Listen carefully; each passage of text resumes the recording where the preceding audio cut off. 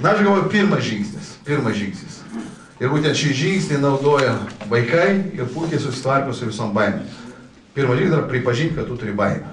Baimė tai yra kas? Saugiklis, teisingai. Ir smegenys ne šiaip sau bijo, jos juk nori perspėti apie kažką. Tai kad drąsūs žmonės ne tie, kurie nebijo, o tie, kurie ką bijo ir daro visiems. Tai todėl tiesiog daryti tai, ko bijai. Daugelis žmonių susidūrė su baimėm, ką? Bėga nuo jo. O tavo užduotis išmokti tiesiog iki automatizmų atidrylinti reikia 3 žingsnių strategiją. Pirma strategija vadinasi ateik čia.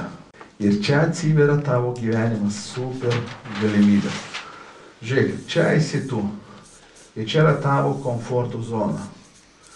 Ir čia yra skausmas, kurio tu bijai. O bet kuris išėjimas iš komforto zono tau asocijuosi su skausmu. O čia yra abaldienos kas? Galimybės. Ir mes gyvenam nepasinaudoję galimybėm. Kodėl? Todėl, kad va tas debesėlis. Ir vienintelis būdas tavo gyvenimą pasiekti skirtinių rezultatų, ką?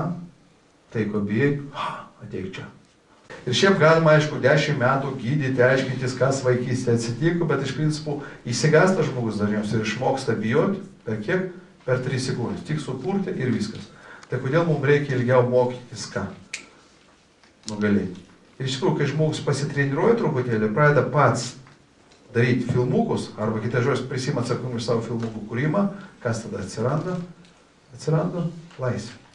Tai bet kuris dalykas, bet kuri baimė, kurioje jūs turit, jūs galite savo pasilikti, jeigu jums to norisi. Aš bijau, žinot, kaip madinga, aš bijau. Bet kai matai, kad turi variantų pasirinkimų, tada eina kčiorst ir skraidot su malonu.